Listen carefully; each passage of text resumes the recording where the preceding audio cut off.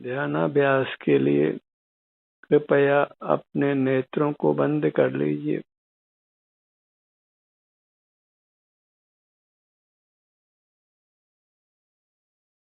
अंतर्दृष्टि करिए।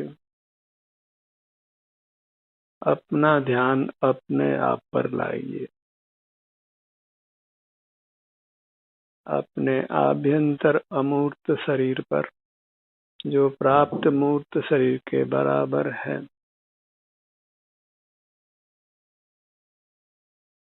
सुखी रहने के लिए इसका स्वस्थ रहना परम आवश्यक है।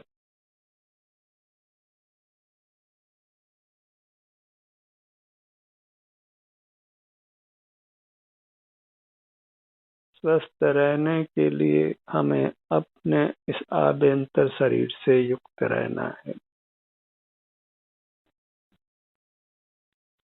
हम स्वस्थ हैं तो जीवन है।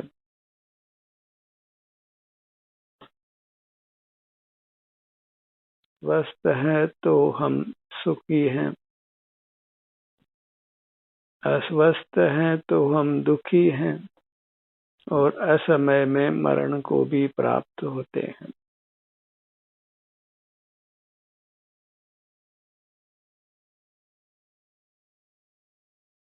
ध्यान हमको स्वस्थ रखने में पूर्ण सहायक होता है।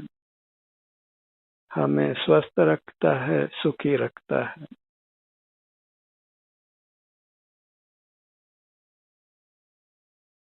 ध्यान में हम अपने शरीर को ही समय देते हैं, अपने शरीर की संभाल करते हैं, अपने शरीर से युक्त रहते हैं।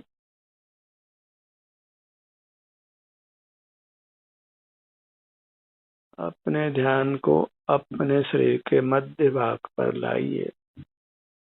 नाभि का स्थान मध्य भाग है और नाभि के स्वस्थ रहने से सारा शरीर स्वस्थ रहता है और नाभि के अस्वस्थ रहने से सारा शरीर अस्वस्थ हो जाता है। इसलिए नाभि के स्थान के प्रति जागरूक बनिए।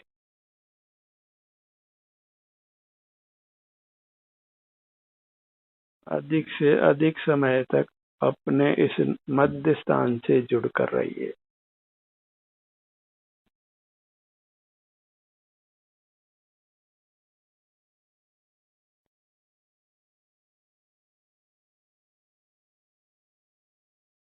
आपदा कह कर नहीं आती है,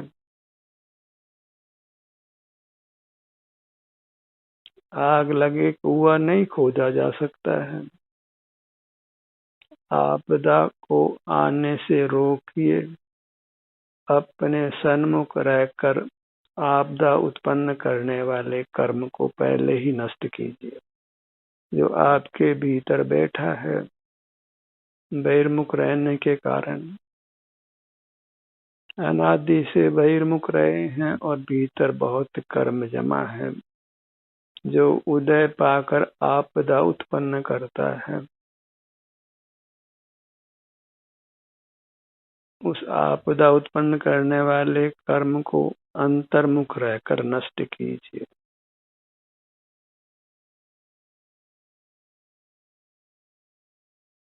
बहिर्मुखता का प्रायश्चित एक अंतर्मुखता है।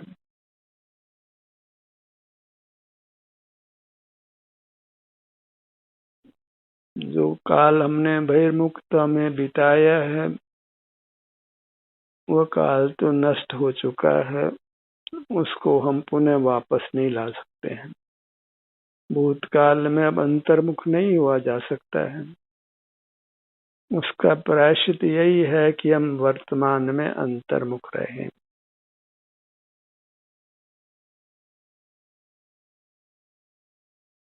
जो संतति रूप से बहिर्मुखता चली आ रही है, उसको विराम दें, उस पर रोक लगाएं, इंद्रिय जय करें, इंद्रिय संयम पालें। तभी हम आने वाली आपदा से बच सकते हैं। अन्यथा आपदा आना निश्चित है, क्योंकि हम बहिर्मुख रहे हैं और इसको हम नकारा नहीं जा सकता है। जो शरीर हमारे साथ दिखाई देता है मूर्त, वह इस बात का परिचायक है कि हम बहिर्मुख रहे हैं, और आज भी बहिर्मुख तो है ही। बहिर्मुखता का पाप आज भी चल ही रहा है और हमें इसे विराम देना है। तो हम ध्यान प्रारंभ करते हैं अपने मध्य भाग से, नाभि के स्थान से, जहाँ से पूरे शरीर का स्वास्थ्य नियंत्रित होता है।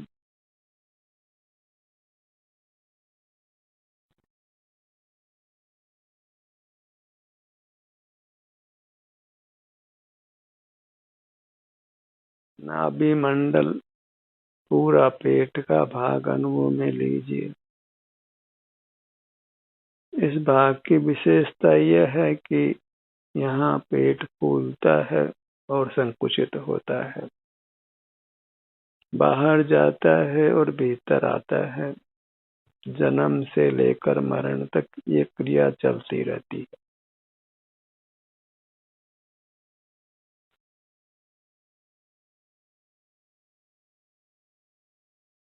श्वास दीर्घ होनी चाहिए और बहिर्मुखता में वह दीर्घ नहीं होती, छोटी होती है, लघु होती है, और उससे हमारा स्वास्थ्य नष्ट होता है।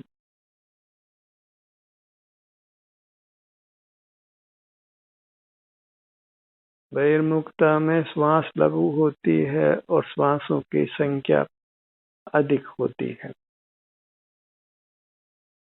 और जब हम अपना ध्यान नाभि के स्थान पर लाते हैं,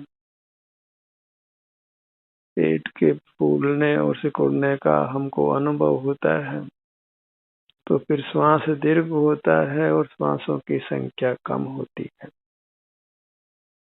और इसी से हमारा स्वास्थ्य अच्छा रहता है।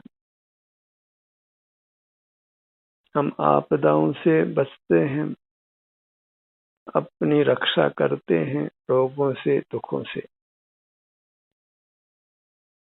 इसलिए इसको गंभीरता से लीजिए और अपने इस माध्य भाग से अधिक समय तक जुड़कर रहिए।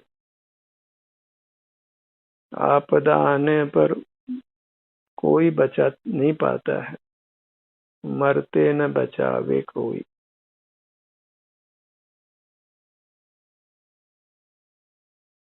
और असमय में मरण होना योग्य नहीं है, अच्छा नहीं है। असामयिक मृत्यु से बचने के लिए स्वस्थ रहिए, और स्वस्थ रहने के लिए पेट के भाग पर अधिक समय लगाइए।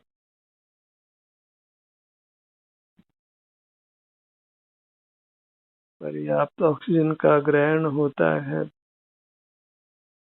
तो शरीर स्वस्थ रहता है।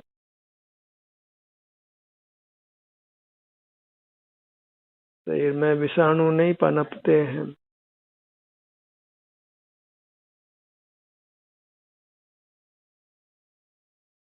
तो श्वासोच्छ्वास को पर ध्यान लगाते हुए इनको अभी 27 से 1 तक उल्टा गिनिए।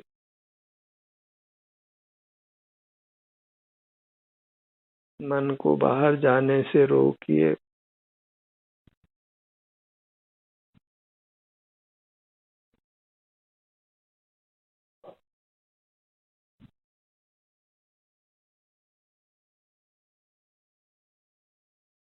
गिनती चूकना नहीं है, नहीं तो पुनः वापस 27 से प्रारंभ कीजिए। जब आपका ध्यान कहीं भटक जाता है तो फिर आप गिनती चूक जाते हैं।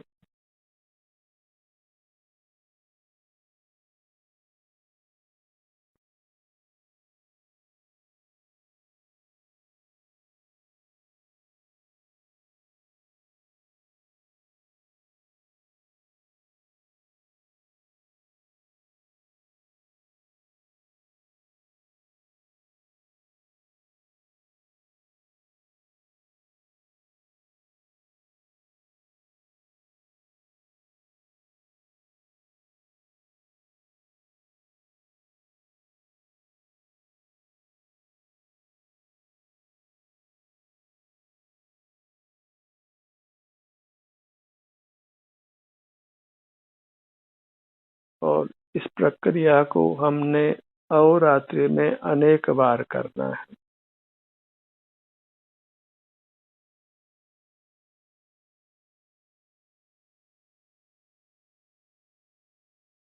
सोते समय और जागते समय इसको अवश्य जीवन का अंग बनाइए।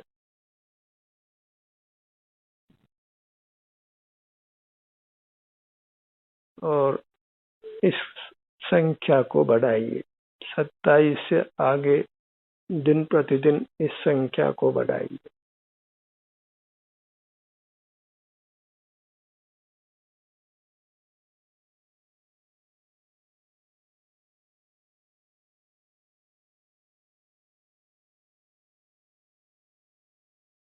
इससे पेट का अच्छा व्यायाम होता है, पेट स्वस्थ रहता है तो फिर सारा शरीर स्वस्थ रहता है। भोजन की पाचन क्रिया ठीक रहती है तो फिर सारा शरीर ठीक रहता है।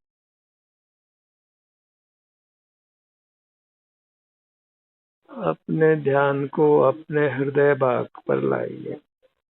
सीने के मध्य में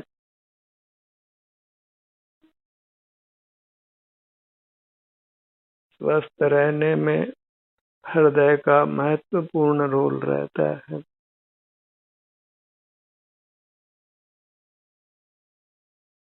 मूर्त काया के साथ बंधे होने के कारण इस मूर्त काया के साथ हमारा कथनचित एकत्व है। इसके घात से हमारा घात होता है, इसके रोगी होने से हम रोगी होते हैं। जैसे हमारे मूर्त शरीर का छाया के साथ संबंध होता है, वैसा ही संबंध हमारी आभ्यंतर काया का मूर्त काया के साथ है, उससे भी घनिष्ठ संबंध है। इसलिए अपने मूर्त शरीर के प्रति लापरवाह होना योग्य नहीं है। इसकी रक्षा हमारी रक्षा है, इसका घात हमारा घात है। इसके साथ जन्म से मरण तक का हमारा घनिष्ठ संबंध है, जिसका निवारण नहीं किया जा सकता है।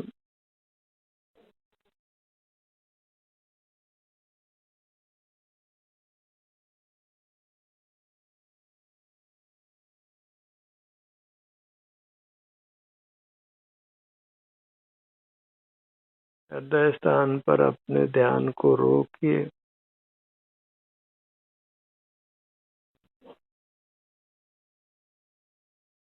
हृदय की धड़कन अनुभव में आती है तो ठीक और नहीं आती है तो ठीक।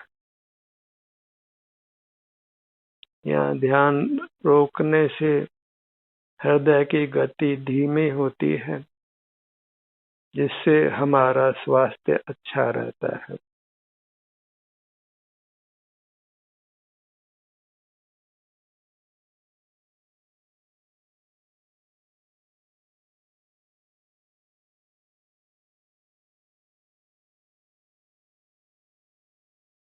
हृदय सुचारू रूप से चलता है।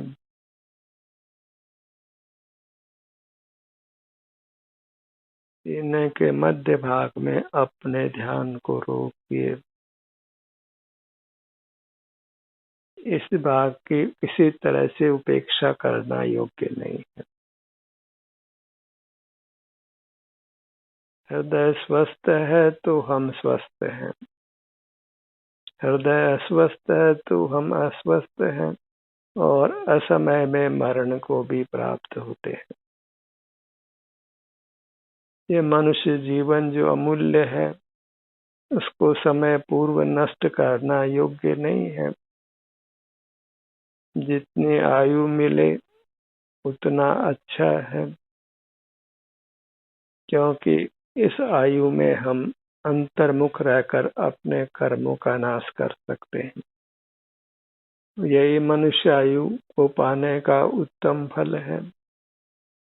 मनुष्य आयु पाकर कोई लौकिक उपलब्धियों को नहीं पाना है, अपितु अपने को कर्म बंधन से मुक्त करने का उपाय करना है, बहिर्मुखता को समाप्त करना है, मूर्त पदार्थों पर हमारी पराधीनता है उसको मिटाना है, स्वावलंबी बनना है, अपने अनुभव रूप रहना है, अपने सन्मुख रहना है। विषय की आकांक्षा, मूर्त पदार्थों की आकांक्षा को समाप्त करना है, क्योंकि मूर्त पदार्थों की आकांक्षा का होना ही दुख है, वही परतंत्रता है जिससे हम दुखी रहते हैं। और मूर्त पदार्थों की आकांक्षा को अपने सन्मुख रहकर ही मिटाया जा सकता है। जितना मूर्त पदार्थों को देखेंगे उतने ही मूर्त पदार्थों की इच्छा बलवान होगी। कोई मूर्त पदार्थ सुखद अनुभव में आएगा, कोई दुखद अनुभव में आएगा, और फिर उनके प्रति इस कारण से राग द्वेष होता ही रहेगा,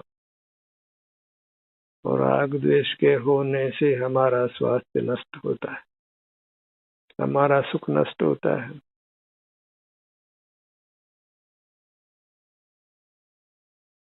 इसलिए अपने सीने के मध्य भाग पर रुकिए।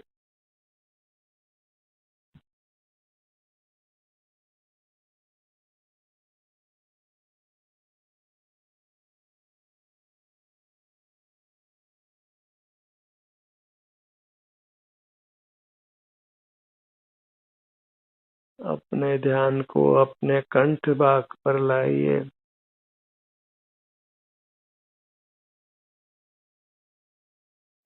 ग्रीवा के मध्य में अपने ध्यान को रोकिए। शरीर में कुछ ऐसे भाग हैं जहां विशिष्ट ग्रंथियां काम करती हैं और हमारे स्वास्थ्य को नियंत्रित करती हैं। इसलिए कंठ के भाग में भी एक विशिष्ट ग्रंथि काम करती है जिसका स्वस्थ रहना आवश्यक है। इसलिए गर्दन के मध्य में अपने ध्यान को रोकिए। किसी प्रकार भी इस स्थान की उपेक्षा करना योग्य नहीं है।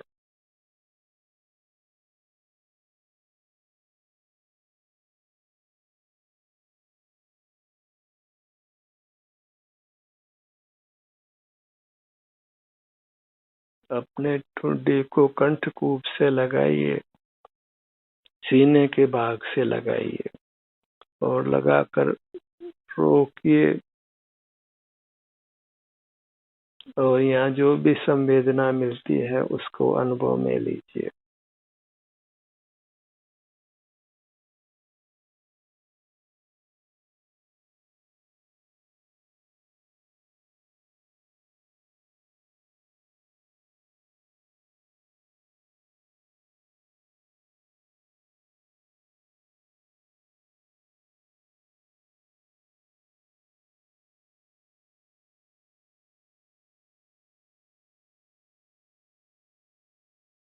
अब अपने ध्यान को अपने मुख पर लाइए।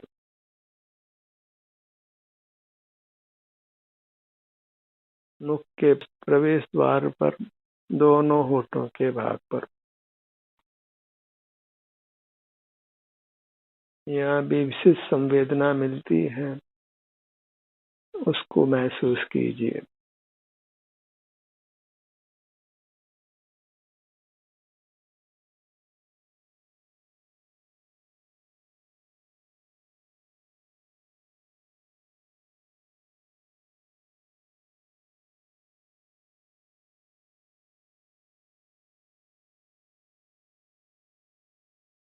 अपने विभिन्न भागों से आपको दिन में नाना बार जुड़ना है, अनेकों बार जुड़ना है, क्योंकि मनुष्य जन्म में इस काम को हमने बारंबार करना है, अपने को कर्म बंधन से मुक्त करने के लिए।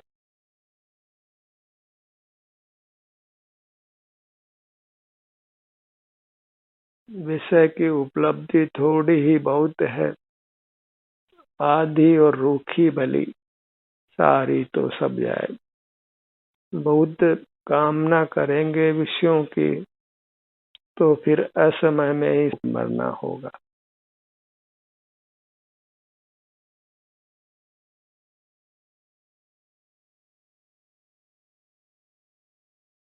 मुख के भीतर तालु बाग पर अपने ध्यान को लाइए।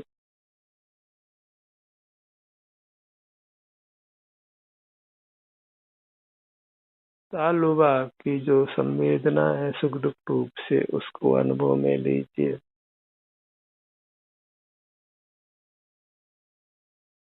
जीवा को पलटकर तालु बाग से स्पर्शित करिए और यहाँ ठहरिए। इसको खेचरी मुद्रा कहते हैं।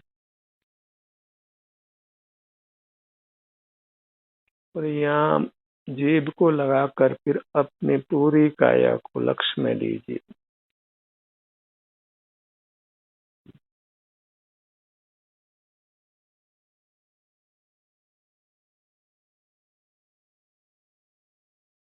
यत्न पूर्वक अपने समय को बढ़ाइए, तालु बाग से जीवा को लगाकर रखने का।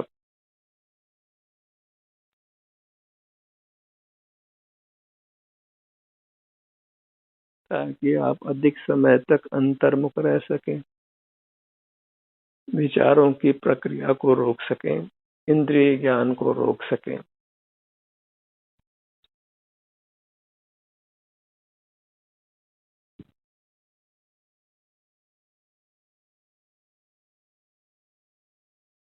अब अपने ध्यान को अपने दोनों नथनों पर लाइए।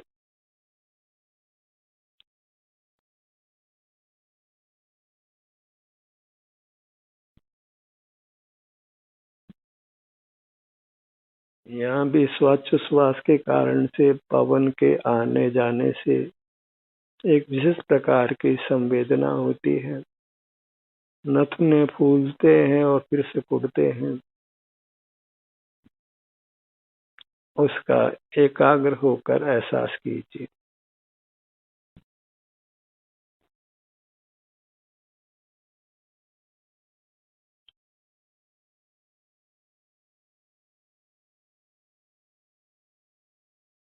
अब अपने भ्रू मध्य पर आइए।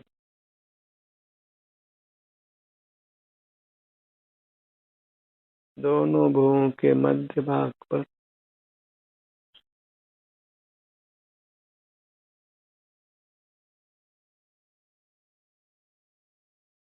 सिर से पांव तक जो मध्य भाग है, वह अधिक महत्वपूर्ण है। वहीं पर हमारे आत्म प्रदेशों की बहुलता होती है।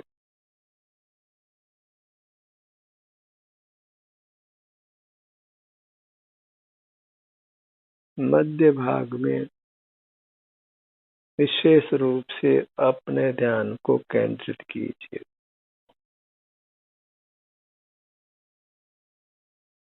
दोनों भुवों के मध्य भाग में भ्रू मध्य पर स्थान भले ही छोटा हो, पर हमें अंतर्मुख रहना है। अपने थोड़े प्रदेशों के अवलंबन से इस प्रकार अंतर यात्रा करते हुए रहना है। अधिक से अधिक समय तक अंतर्मुख रहना है। बहिर्मुख रहना हमारे लिए बहुत जोखिम भरा है। उसी से हम नाना दुखों को भोगते हैं।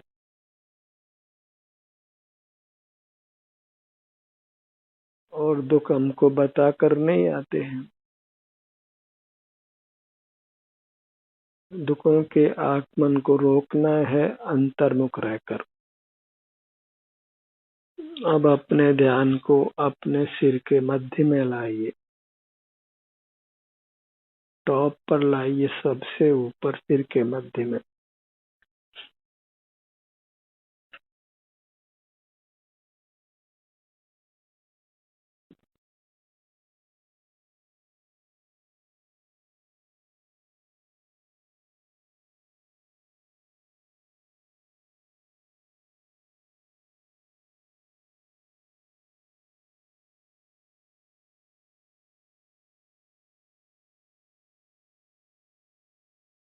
अब अंत में दोनों नितंबों के बीच में अपने ध्यान को लाइए।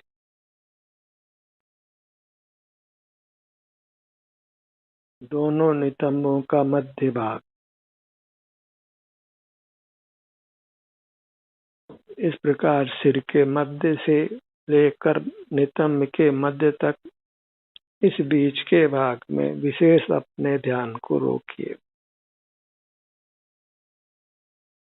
बहिर्मुख रहना, प्रमाद में रहना है, अपने प्रति बेहोश रहना है, वही मूर्छा की स्थिति है जिसमें हम कर्मों के द्वारा बांधे जाते हैं और फिर कर्मों के उदय से नाना प्रकार के दुख उत्पन्न होते हैं और उन दुखों से हमें बचाना है अपने आप को। उसके लिए हमें अपना ही आलम्बन लेना है, पर की शरण नहीं है। शरण आपको आप अपनी मूरत ही अपने लिए परमात्मा की मूरत है। आपदा आने से पहले ही हमें अपने इस परमात्मा की शरण में रहना है, इसकी छत्र छाया में रहना है, सुरक्षित रहना है, अपने आप को दुखों से बचा कर रखना है, अपनी रक्षा करना है। ध्यान का सत्र यही समाप्त होता है। आपकी सहभागिता के लिए धन्यवाद।